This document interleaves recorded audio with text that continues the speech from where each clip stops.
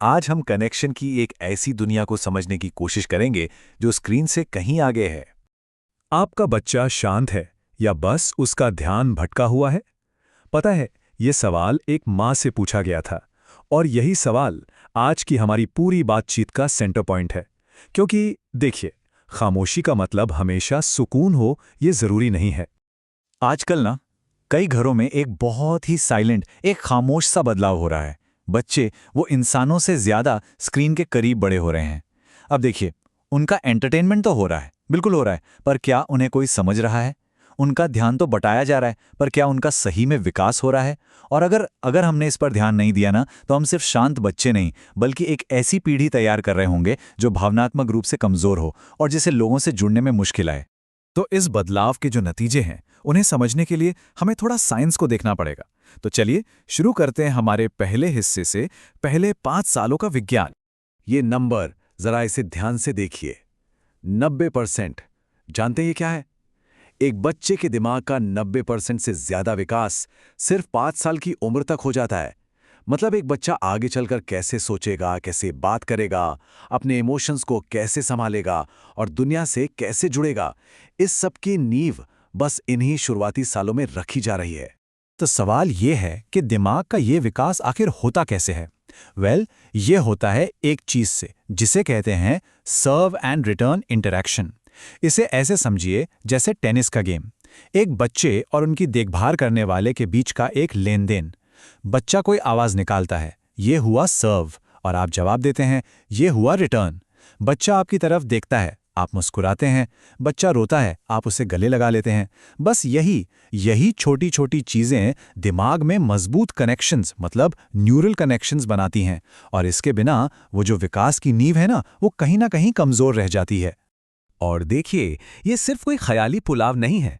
बाकायदा world health organisation भी इस बारे में चेतावनी देता है। क्या कहता है वो कि बचपन में अगर स्क्रीन टाइम बहुत ज्यादा हो तो बच्चों को बोलने और भाषा सीखने में देर हो सकती है। उनका अटेंशन स्पैन, मतलब ध्यान लगाने की क्षमता, वो कमजोर पड़ सकती है। अपने इमोशंस पर काबू रखना मुश्किल हो सकता है। और हाँ, लोगों से घुलने मिलने का जो हुनर है वो भी कमजोर पड़ सकता है। अब सवाल ये उठता है कि अगर साइंस इतना क्लियर है तो फिर ऐसा हो क्यों रहा है? यही हमें हमारे दूसरे हिस्से पर लाता है, द ग्रेट डिस्कनेक्ट, पेरेंटिंग में आया खामोश बदलाव। चलिए 1 मिनट के लिए ईमानदारी से बात करते हैं। आज के ज़माने में पेरेंटिंग आसान नहीं है। ये इसलिए नहीं है कि माता पिता अपने बच्चों से प्यार नहीं करते, अरे नहीं, बल्कि इसलिए कि ज़िंदगी ना बहुत तेज़ हो गई है, बहुत बिजी, बहुत थका देने वाली। और ऐसे में ये जो डिवाइसें हैं ना, ये हमारे हेल्पर्स बन गए हैं। बच्चा रो रहा है, लो बेटा फ़ोन ले लो। बच्चा बोर हो रहा है, ये लो टैबलेट। और बस अचानक से घर में पिन ड्रॉप साइलेंस, शांति। लेकिन सोचने वाली बात यह है कि इस शांति की कीमत क्या है? क्योंकि ये जो शांति बाहर से दिखती है ना, अंदर से वो एक बहुत बड़ा नुकसान कर रही हो सकती है। सोचिए, जब भी कोई बच्चा परेशान होता है, दुखी होता है, और उसे स्क्रीन थमा दी जाती है, तो वो क्या सीखता है? वो अपनी भावनाओं को समझना नहीं सीखता, वो उनसे भागना सीखता है। और फिर यही बच्चा जब बड़ा होता है तो वो मुश्किल बातचीत से बचता है, उसमें सब्र की भारी कमी होती है, और वो लगातार कुछ ना कुछ ऐसा खोजता है जो उसका ध्यान भटका सके। अब देखिए, ऐसा भी नहीं है कि स्क्रीन बेकार है। अरे नहीं, एक स्क्रीन बहुत कुछ कर सकती है, सिखा सकती है, एंटरटेन कर सकती है। लेकिन कुछ चीजें हैं जो एक स्क्रीन कभी नहीं कर सकती। एक स्क्रीन कभी बच्चे की आंखों में प्यार से नहीं देख सकती, वो उसकी भावनाओं को महसूस करके जवाब नहीं दे सकती, या उसे हमदर्दी क्या होती है ये नहीं सिखा सकती। वो उसे कभी ये एहसास नहीं दिला सकती कि हाँ, तुम्हें देखा जा रहा है, तुम्हें समझा जा रहा है। ये काम सिर्फ एक इंसान कर सकता है। तो ये सारी बातें हमें एक बहुत अहम मोड़ पर, एक चौराहे पर ले आती हैं। हमारे आज के छोटे छोटे फैसले ना दो बहुत अलग अलग भविष्य बना सकते हैं। और यही है हमारा तीसरा हिस्सा, दो भविष्य एक चुनाव। जरा कल्पना कीजिए, यहाँ 2 बच्चे हैं। पहला बच्चा जो घंटों डिवाइस पर लगा रहता है, वो शांत है, ज्यादा कुछ मांगता नहीं, हमेशा बिजी, हमेशा एंटरटेन रहता है। और अब देखते हैं दूसरे बच्चे को, जो लोगों से बातचीत में अपना समय बिताता है। वो थोड़ा बातूनी है, सवाल बहुत पूछता है, अपनी भावनाएं चाहे अच्छी हों या बुरी खुलकर जाहिर करता है। अब हो सकता है पहले बच्चे को संभालना आसान लगे, पर जरा आगे की सोचिए, उसे शायद बाद में बातचीत करने में, अपने इमोशंस को कंट्रोल करने में या गहराई से सोचने में मुश्किल हो।